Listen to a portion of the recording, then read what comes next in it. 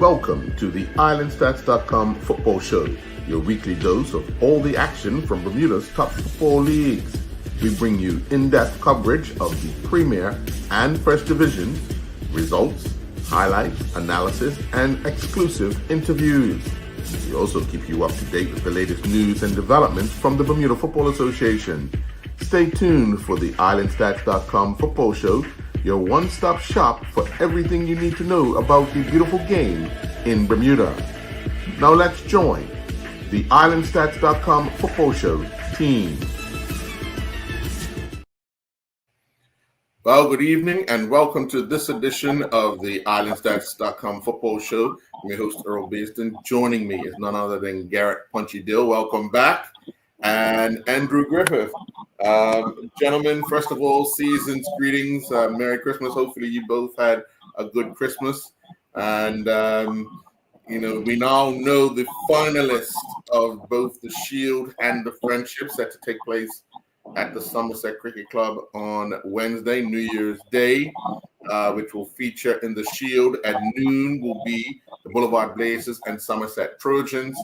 And then at 2 p.m., it's scheduled, or 2:30 p.m., it's scheduled for the PHC Zebras and the Dandytown Hornets. So, gentlemen, we're going to talk this evening first about the semifinals, and then we'll be joined at the bottom of the hour by the PHC coach, Quincy Hunt, and the Dandytown coach, Kyle Lightbourne. I would say that I did extend an invitation to the Somerset Trojans coach and the Boulevard coach. Unfortunately, we have not heard back from either of them, but we have been confirmed for the Dandytown and PHC coaches that we'll be talking to about the final. So let's jump right into the semifinals on Boxing Day down at Wellington Oval. We'll talk about the PHC and North Village game first. You come into this game, PHC have a bunch of these young people back. We talked about it last week, where they have all these college guys back, and they're itching to play and itching to show what they're worth. And of course, North Village, top of the table, it just weren't their day. Let's start with you, Griff, because obviously we had that conversation last week, and you mentioned after the draw that North Village was hoping they wouldn't get PHC right away, but that's the luck of the draw. Yep, I was, as I told you last week, I was at the draw, and I think it wasn't just North Village. Everybody was hoping they wouldn't get that draw. PHC is looking very strong. They do have college players, and they're very formidable. But in order to win the trophy, you either have to beat them in the semifinals or the finals. So, got to do it. Yeah. Punchy, you've watched North Village over the last years going by. You see the team. We've been impressed with the way they've been playing in the league to actually be top of the table at Christmas. What's your thoughts on them not being able to get across the line in the semifinal? Actually, I went to the game. Yeah, that's a good That's a good point. I mean, we knew that. I knew that was going to be a tough game with all those young guys coming back for PHC. We had a few back also. But I knew it was going to be one of those tough games. And it seems like for now, I don't know if it's just that PHC have our number in these type of games. Mm-hmm. Because if you can go back to last year, all we had to do is draw up National Stadium. We lost that one too. Yeah. So I don't know, sometimes it could be a mindset for North Village. But let me get to I went to the game, and I was really happy with, there was a lot of good things about North Village. In that game, they started off a little bit. I always was told when we get into a semifinal cup game, if it's really important to try to get the first goal, to set to set the tone of the match, if I could say that. Yeah. When the goal was taken up, I think North Village battled back, but great goal too by Jai Bean, a free kick, and then late in the before the half ended, the ball was given away on the top edge of the box, and a couple of two starts, and the ball was goal was scored. But overall, I thought it was the game was it was pretty good. It was really good. The second half began. I thought North Village, PHC, with the youth brigade, the second half, the first 20 minutes, I'm always just making notes, mental notes, that they dictated the game. I thought that the midfield of North Village didn't particularly come to grips with the first 20 minutes of the second half. Mm-hmm. And then it was no goal scored in the second half. Right. But if you go down to the last 10 or 15 minutes, North Village could have probably won that game about at least 4-2. That goal that Dion, I think Dion that missed, he got over on the goalkeeper, ball was put on the top, around the goalkeeper, struck the inside and post. So I said to myself, it's one of those days. Yeah, it was one of those days. And then the heroics of the PHC goalkeeper.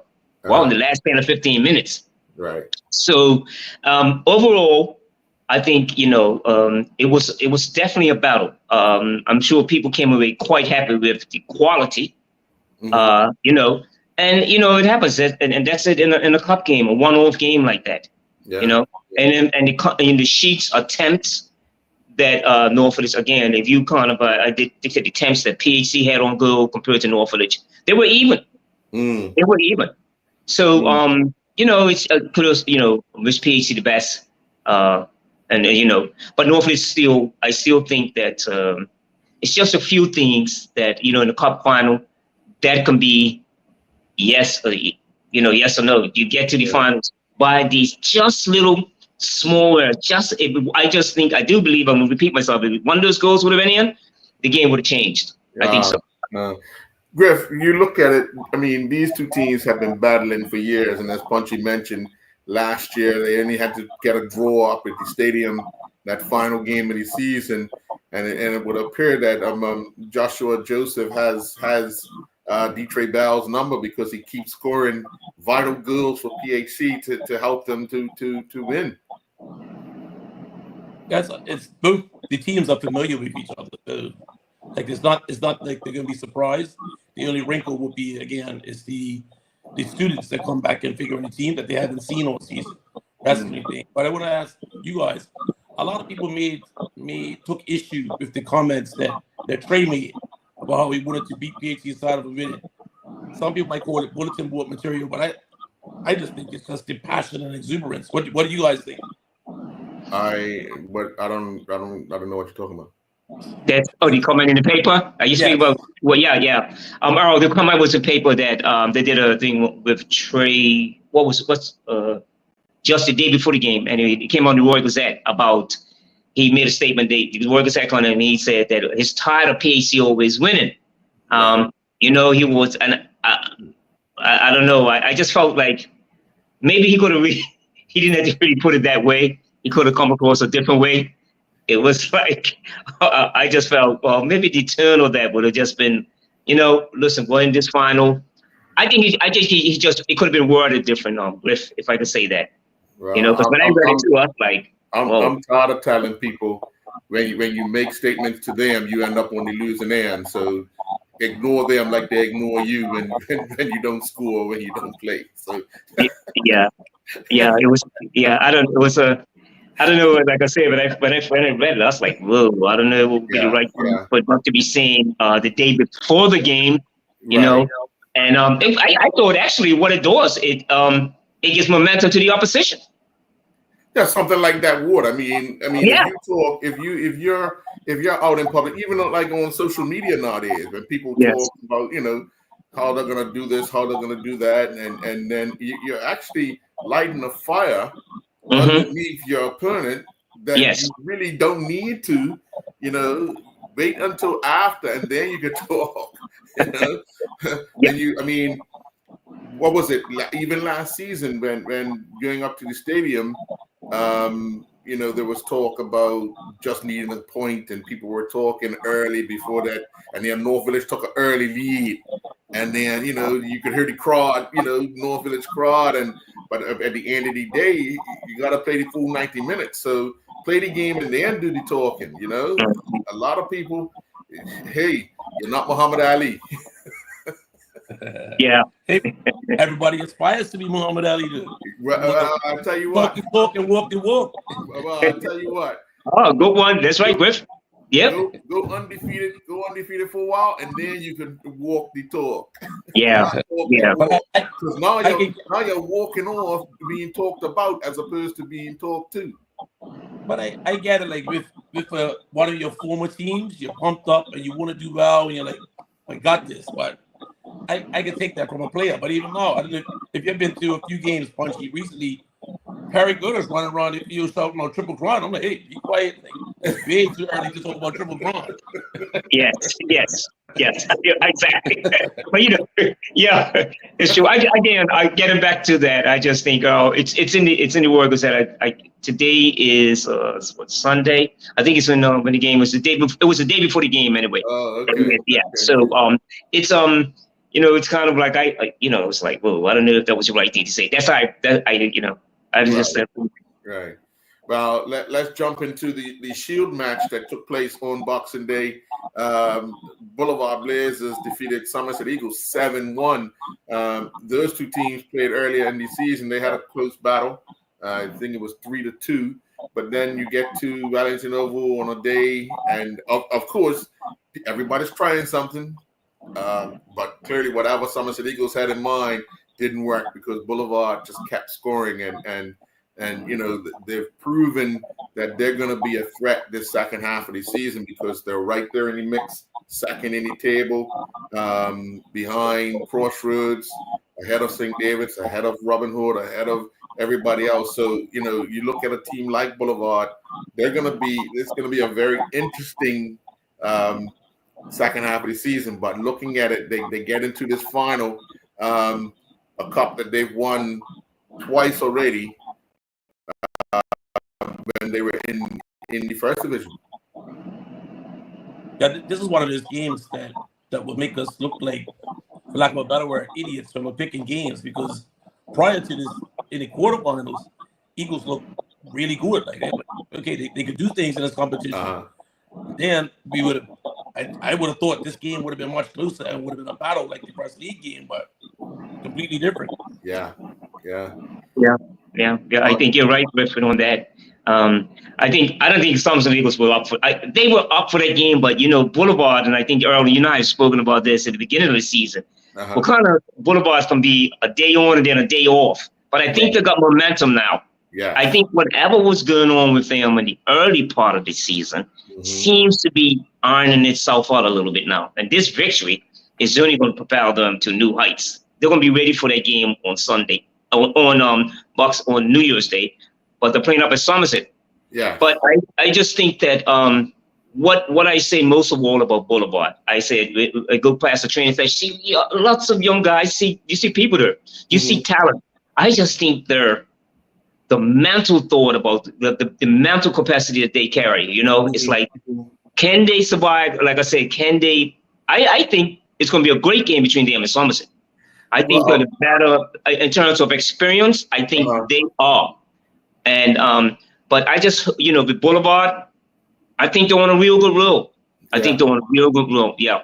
Now, I'm glad you mentioned experience, because if you look at the Boulevard team, they have guys that have won Premier Division, FA, League, Dudley, also in Ijaman Mallory and Darius Cox. So you have these guys who probably are not committed to training as much as they could have if they would have stayed with Devonshire Cougars, but they're using their experience to help build back up this Boulevard team, and just having those guys solid in the middle, which makes it that much more difficult for a team to get through because they understand what they have to do.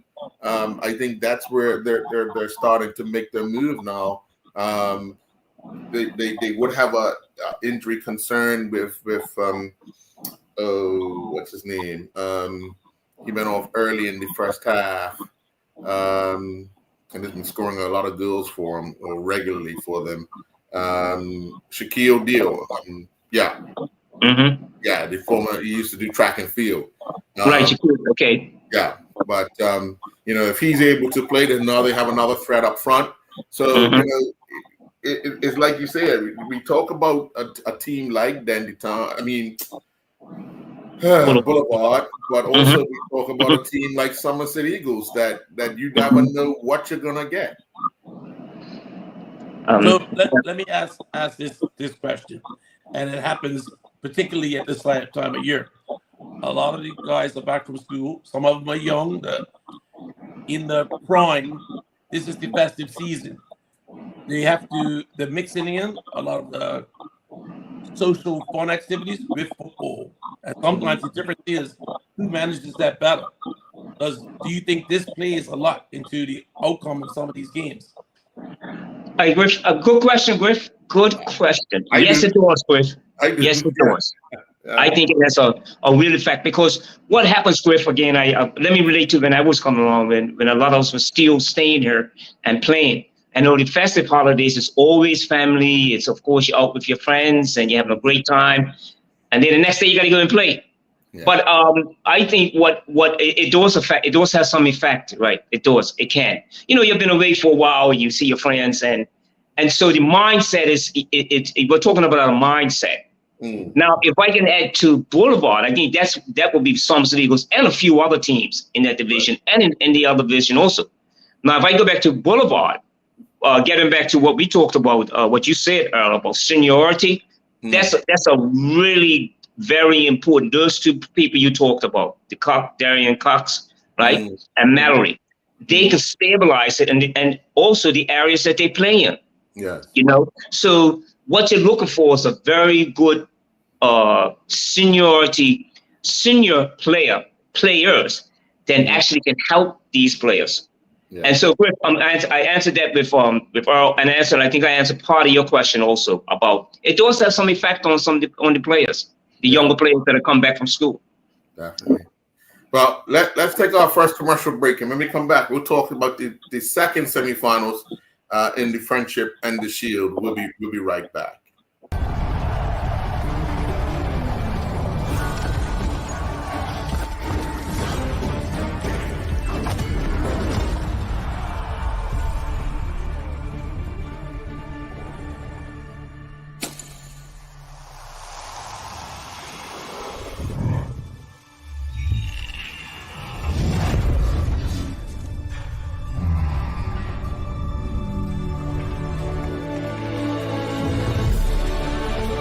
Putting down the weapons.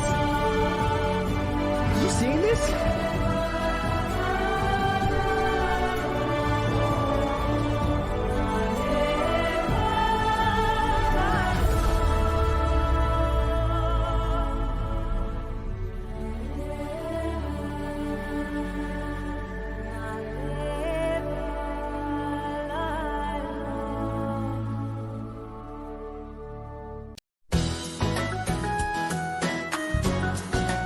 This holiday season, Lindo's is making shopping easier than ever. Introducing Drop It's fresh new website launching December 3rd. Shop your favorite Lindo's grocery online anywhere on the island and have them delivered right to your door. This year, stay fresh for the holidays with Drop It. Lindo's. Why go anyplace else?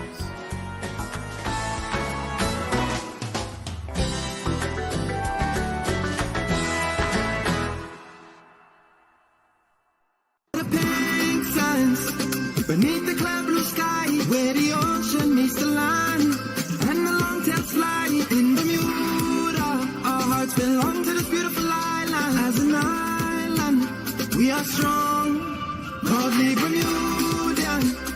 In every single way, from the sunrise to the sunset, and every single day, for over 135 years. It's been clear, it's silence, proudly Bermudian. Bringing us near.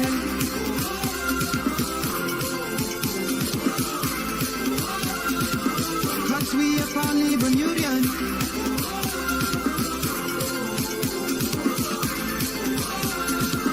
Digital is proudly Bermudian.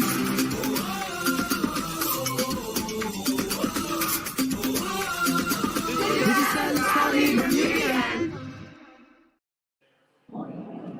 And welcome back. Well, gentlemen, the following night, Friday night, featured the Dandytown Hornets and Hamilton Parish playing in the Friendship semifinal, the second semifinal. That match ended 3-2 to the Dandytown Hornets. Of late, I would say the Dandytown Hornets have come on and have been the most, I would say, consistent team in the league in the last 4 weeks.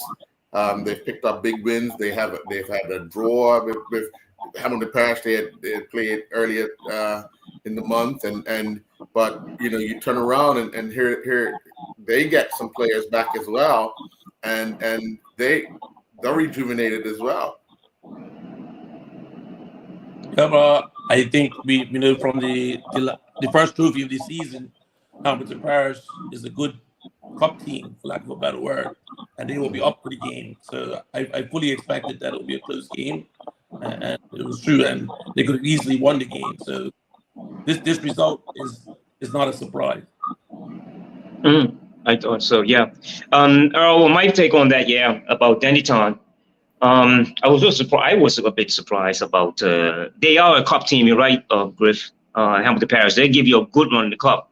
The league form, of course, is questionable, and then I believe that's we can say that's because, and I can say it because of the injury crisis and people unavailable who were away. But Hamilton Parish, for the cup games, they always show up. So I was told it was a very good game also.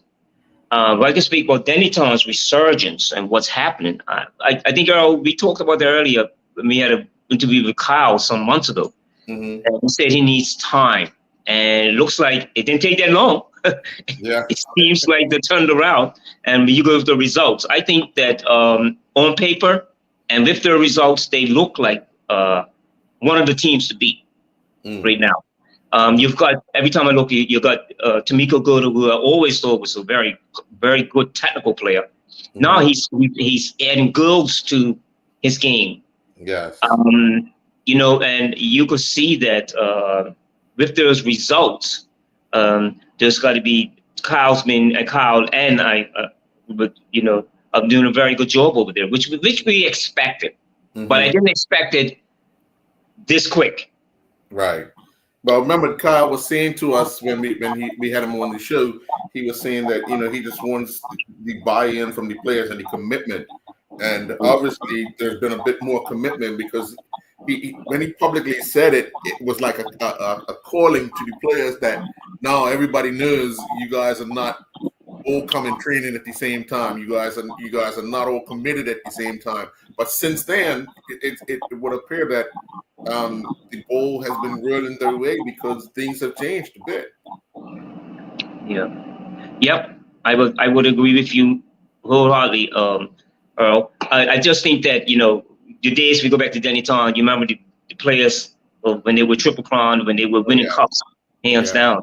And so I think what of course we all know that Kyle Lakeland, along with his assistant, Mr. Hayward, Jordan Hayward, you're not gonna get, if you got quality there, and if you can kind of put it all together, see where the folds lie. I think there's still a ways to go, but then those two guys will get it right. I'm sure they will get it right. Put those two guys together, and I think Dennytown, they have a few guys that came back from school also. Yeah. And they got a little youth brigade out there too, So I think they are going to be in contention for a lot of cups this year. The league as well. You got the FA, and I think you still got the Friendship to play. Am I correct? Friendship. This is the Friendship. I'm sorry. So you still got the league and the FA. Yes. So we'll see because they're right up in the division. They're right behind North Village, and I think they have a game again. Yeah. And so this is going to be.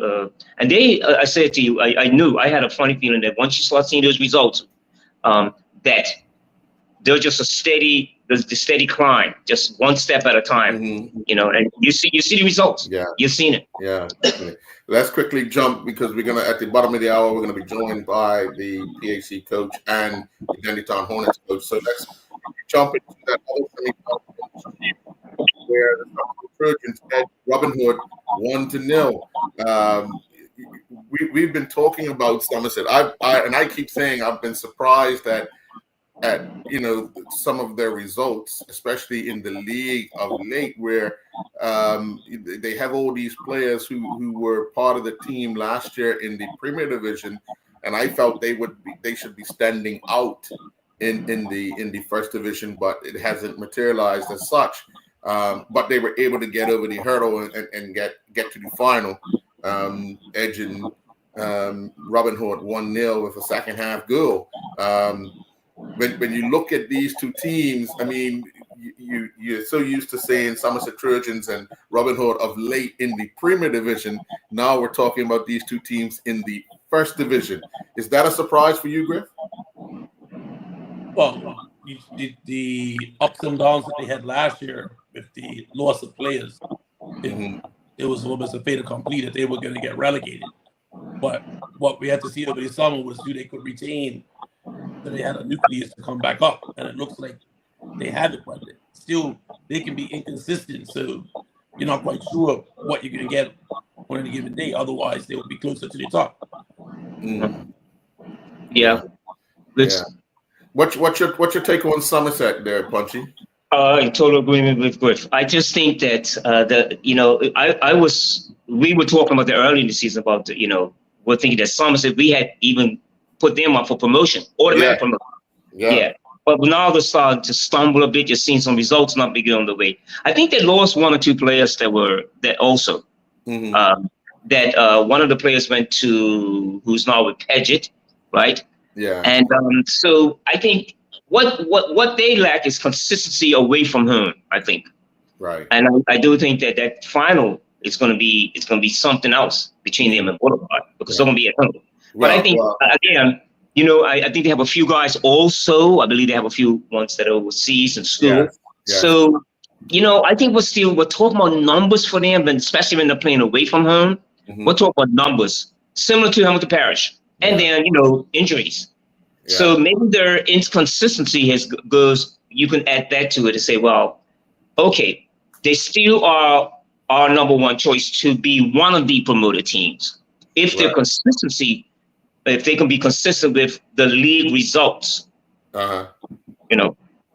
But this final is a bonus for them. This final is a big bonus for them. Well, the one thing I would say in the lead up to this final, these two teams have played earlier this season at the Somerset Cricket Club, where the Boulevard Blazers beat Somerset 2-1. So they will feel confident going up there New Year's Day and being able to get a result that they're looking for. Obviously, Somerset's going to want to turn that result around, being that they're home. They're playing on their home field, and the crowd should be thick. So we'll see. This should be a completely different game from the first one. Definitely. For a final at Somerset fans turn up. It's going to make a lot of noise, and it's going to be a lot of. Boulevard will feel that 12th man once the game starts going. Oh yeah. All right. Well, what we're going to do is we're going to take our second commercial break, and when we come back, we're going to be joined by the PHC coach Quincy Hunt and the Dandy Town Hornets coach Kyle Lightbourne. We'll be right back. Over the pink sands, beneath the clear blue sky, where the ocean meets the land, and the long tails fly in Bermuda. Our hearts belong to this beautiful island. As an island, we are strong, proudly Bermudian. In every single way, from the sunrise to the sunset, and every single day, for over 135 years, it's been clear. It's silence proudly Bermudian, bringing us near.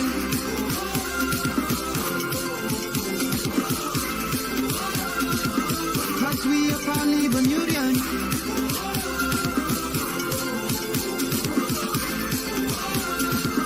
This is silence proudly Bermudian.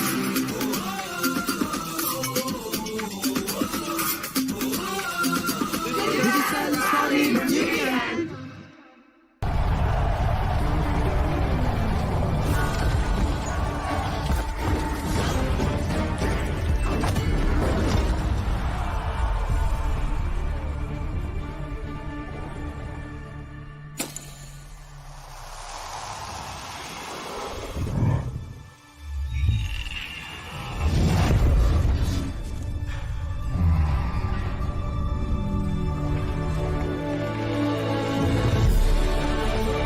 putting down the weapons. You seeing this?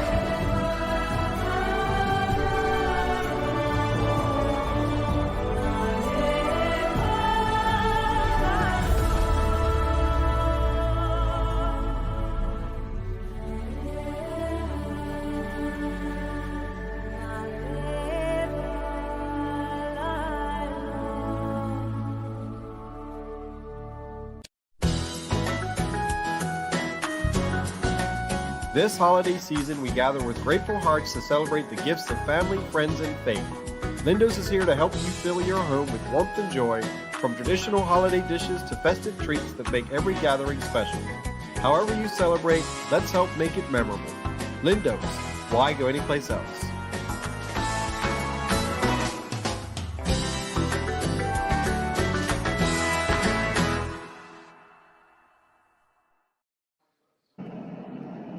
And welcome back. And we want to welcome into the fold Kyle Lightbourne and Quincy Hunt.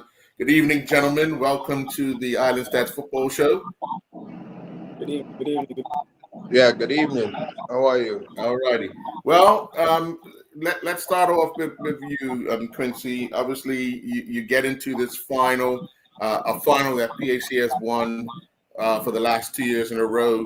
But on the journey getting there, what has been this ride like for you as the coach of PAC for a second year in a row? It's always a challenge.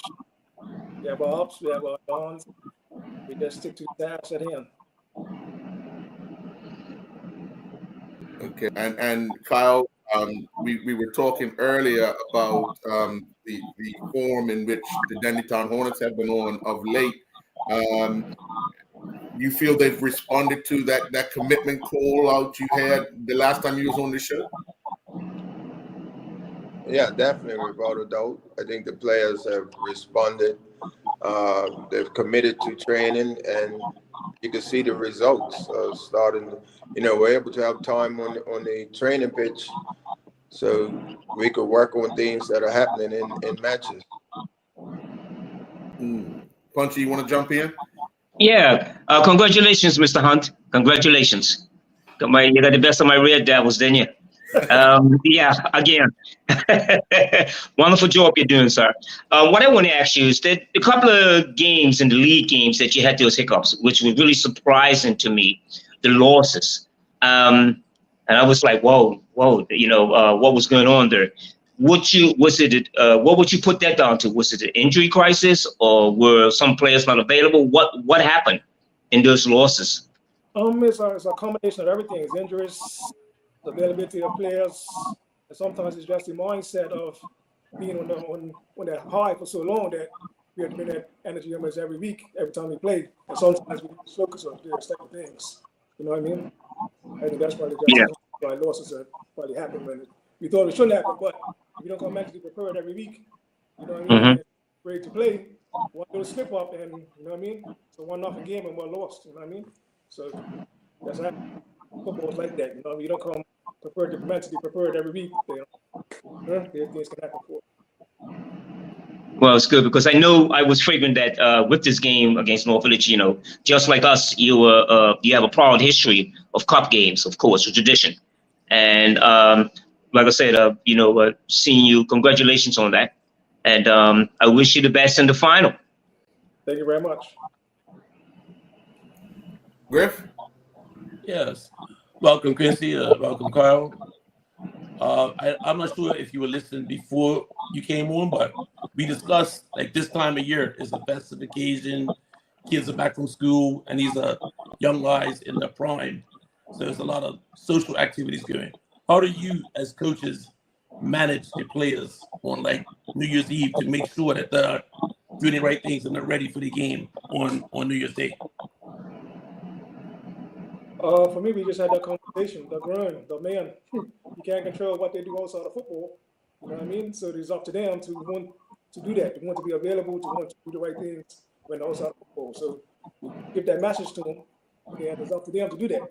I mean, you can't babysit these guys. You know, the grown men.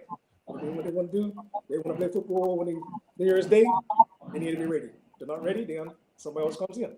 Very simple. Mm-hmm. So, Yes. I was. Yes, I had spoken earlier about that, and Griffin asked that question about that because I know when I was playing in the days like that with what goes on the holidays, and you come back from school and you have all your friends, and I knew I was around a lot of senior players when I was young, so there was a watchful eye on me, and a lot of the younger guys, watchful eye. Trust me, my older brother Kelvin would attest to that. So good question. Is it important to have a good mindset? Would you think so, Mr. Hunt, for these young players, and and making sure that they understand that? Would you say that? Yes, everything comes down to mentality at the end of the day. You have the right mentality to train, right mentality with other things in football. If the mentality is not right, then the football is not right. But I think with us, we have a good mentality, and good and good guys, good people. So they try to do the right things most of the time. So I mean that bodes well. So is it like what Punchy just said? A lot of the senior players have some impact on the younger players to lead them. Like, look, you need to be drinking a lot of water on New Year's Eve. Make sure you're ready. Get your rest so that we're firing on all cylinders. Or is it just the individual player left to the devices? I guess you know your locker room or that players you got, who does what. So the players that that do them things, you have a little conversation from time about do it. If you can do it, come in early. You know what I mean? So we have to have that. Can't stop for what they do, but we have to have a word with them about how they do it. Yeah. Let me quickly jump in. Kyle, obviously, coaching against your childhood club, you come out, you look, you're looking across and you see familiar faces, coaching staff that you worked with before as well. How do you control those emotions within yourself to make sure that you're able to deliver the message you have to deliver to your team to get you through the day? Yeah, it's definitely a strange sort of situation. Everyone knows I'm a PhD man. So it's definitely a strange situation. I feel that I can't lose on the day. Obviously I want Danny Town to win because, that's the team I'm working with. And it's on the day, I just want the best team to win, basically. And that's the easy way to put it. Mm-hmm. Now, obviously, we've been talking on this show about Hamilton Parish in the cup games have been very, very tough. And obviously they showed that on Friday night. Getting over that hurdle of beating them, what was that halftime team talk? Because obviously you have a team talk before the game, but then you're in the mix of halftime. What was that like? Yeah, I just told our guys. I mean, the way the game, and it was a good game. It was a good game for Bermuda football. Both teams trying to play football with slippery conditions. And I just said we have to stick to our game plan. And I asked for players to give, another 30% from everyone. It was like you said, it was nothing in the match. But I think the turning point was when they made their move first. They made substitutes. And I actually think that weakened them when they made them substitutes, because once they moved Aaron Nelson from fullback, the game became a little easier for us. So yeah, we rode our luck on a couple of occasions, and again we missed a couple chances first half that we possibly could have been leading, but it was a good match, and I expected a hard-fought match from Hamilton Parish, and which we got. I want to ask, before I go back to you guys, I want to ask both coaches, what, having these young people back from university and colleges and so forth, and injecting life into your team, what has been this transition been like for you guys, having these players available to you at this time of the year? You can go first, Quincy. For me, it's a much needed injection. I mean, it brings a little youth, a little more freedom to rest players as well. So I mean, it helps the team. I mean, this is PAC has caught customers every year since I've been playing. The team since back in the day, so it's just something that's just natural for us. Tremendously going forward. And Kyle? Yeah, I think for us, we've had a bunch of players come in. I've actually used 3 of them, I think. So I've been alternating the goalkeepers. You know, Jaden played against St. George's, and then I brought Torrin place back. So yeah, I want my players that have got us this far. I want to be honest with them and not just give up their spots, but it pushes the rest of the team, you know, to make sure that they keep their spot. Sure. Back to you, Punchy. Hey, Kyle. A question I want to ask you is that I see you've been keeping up with who's scoring the goals for you guys. I'm quite interested in what I'm quite happy about to see that Tomiko Goda is starting to come back to his old self. He's your captain, I do believe, and he seems to be really on spot now. I used to always question his mental thought, you know, the way he acted when he's on the field. Is with the talent that he has, could he also mentally be much better at his game? What is it that you've been able to do for him to help him out? Well, across the board, I think our first couple of games, you know, we're trying to play football, we're not getting the shots in, and I encourage them to shoot. Just shoot, keep shooting. So, you know, when you shoot, things open up.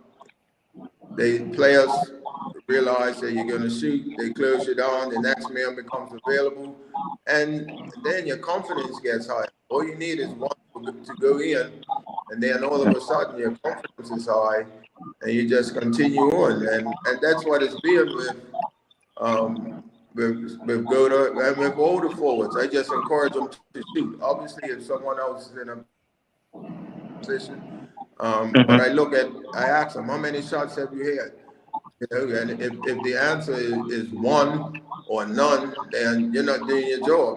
You basically shoot. You know, if you shoot and the ball's on target, guess what? The keeper has to save it.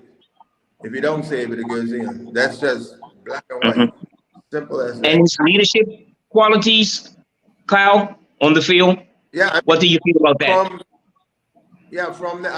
I mentioned to the players, I said, I want someone to take everyone's position, whether you're the captain or not.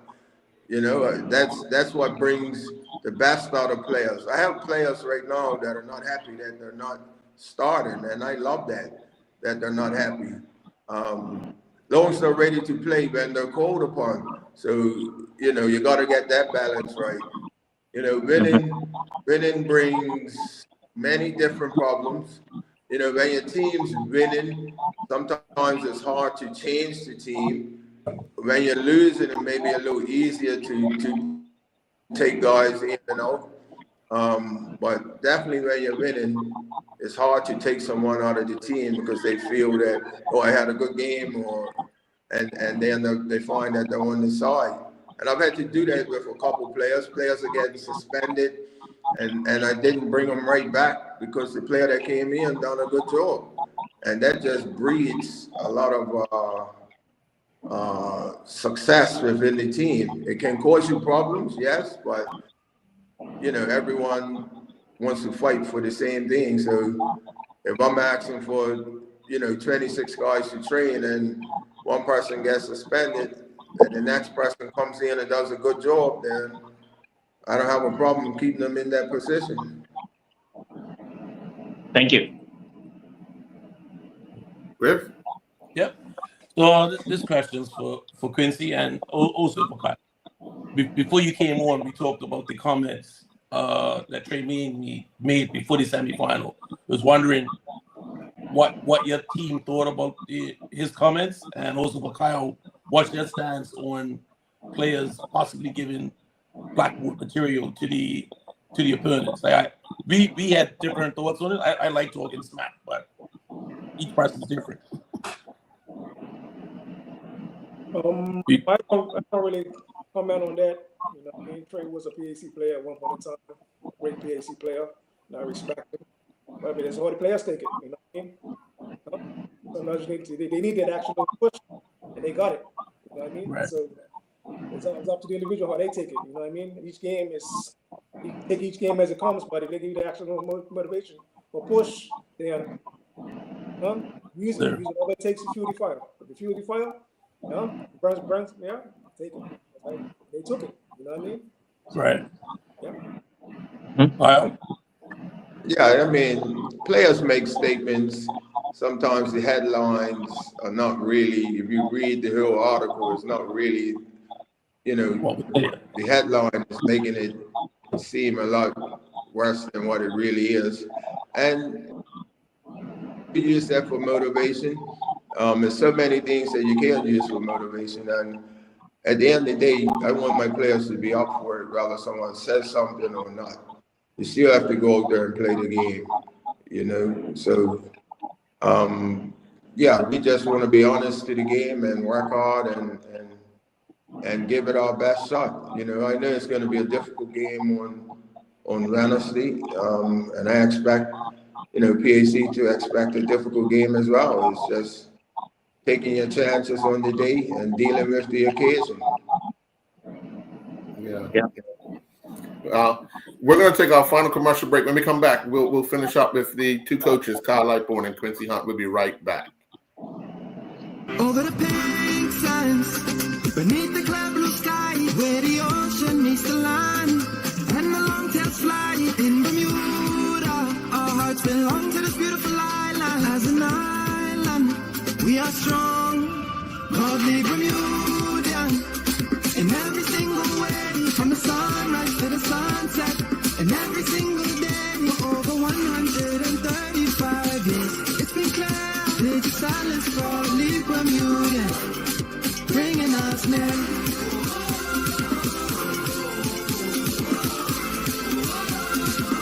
Cause we are proudly Bermudian.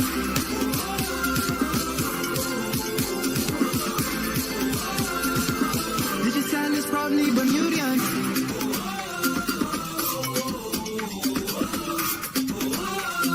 Digital is proudly Bermudian.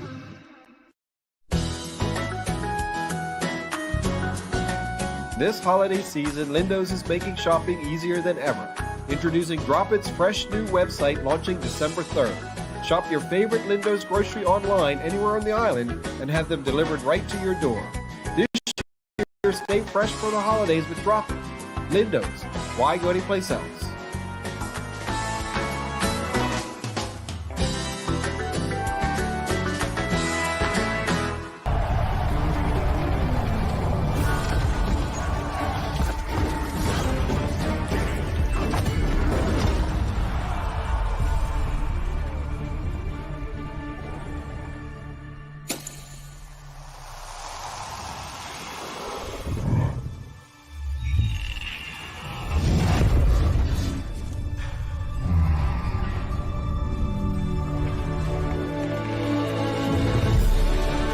They're just putting down the weapons.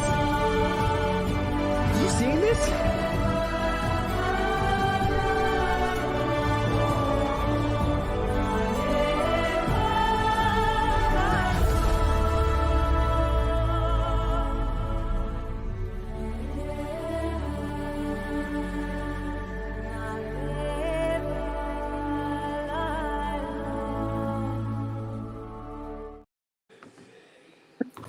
And welcome back. Well, I just want to, the association has released some information about Wednesday's matches. Obviously, the Shield final will take place at 12 noon, and the Friendship final is scheduled to kick off at 2 p.m. To purchase tickets, visit gpass.pm. There will be no cash at the gate. So for anyone that would need that extra help, I would suggest go to the association Monday or Tuesday, and I think Tuesday before 12 o'clock. to see if you can sort out getting tickets. But we turn our attention to the final on Wednesday, gentlemen. Obviously, Quincy, you've been in this position before, and most of your players have been in this position now this will be the third time heading into this final. What has been that communication, especially after the game, because you turn your attention to the final right after you beat North Village, you celebrate a little bit, but now your attention goes right to the final and whomever you're going to play, and then you find out it's Dandy Town. We take each game as it comes. Yeah. We can't look forward to the next game. Our next game is Dandy Town. That's our focus. Got to win that game. You know what I mean? Then we can't worry about tomorrow, next week. We worry about what's in front of us right now, and that's Dandy Town. Yes, and I want to thank Lighty because as a coach, this helped me along the process of where I am today. Gordy, Jerome, all them guys. I just want to say thank you because behind the scenes, these guys have gave me advice and different things go ahead. So it's like I played for Kyle. You know what I mean? I played on even at PAC when we went time, you know what I mean? So I have learned and I'm on my journey, and I just want to say thank you to them guys. But we want to win the match. You understand? Definitely. Yes. Now, Kyle, for you, do you feel the last 4 finals of the friendship that Dandy Town's been in, they've actually ended up on the wrong side? Right. Now That's challenge. What's that? Yeah, that's something that I didn't know. So yeah, they've lost the last 4 friendship finals. They've won it 4 times, but they've lost the last 4. Yeah, friendship finals. Yeah. Remember, you won it when you was coach of Robin Hood when they fielded the ineligible player. Yes. Yeah. So their last 4 friendship finals, they've come out on the wrong end, and obviously you want to change it around this time. But that changing that mental, how do you think it's going to have to be on Wednesday? Yeah, we just have to be in the right mind frame. And I speak to my players about not playing the match before it comes. We've all been players, we've all been in these situations, and you can find that, players can play the game before it comes. And it's all about timing, doing things right, keeping your head calm. And I'm actually been pleased with my team and their efforts. And that's off the field team and on the field team. So things are really, really coming together. I can feel that it's like a movement there. We've lost 1 league game and drawn 2 of them, and all the rest are victories.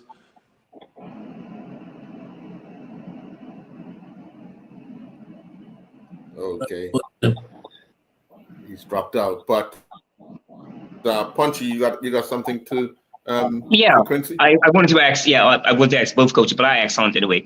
Hunt, I've played quite a bit of my time up in Somerset, the cricket club. I know there's a lot of different size in terms of space, and I figured this is going to be one of those finals that are going to be, because both teams have speed.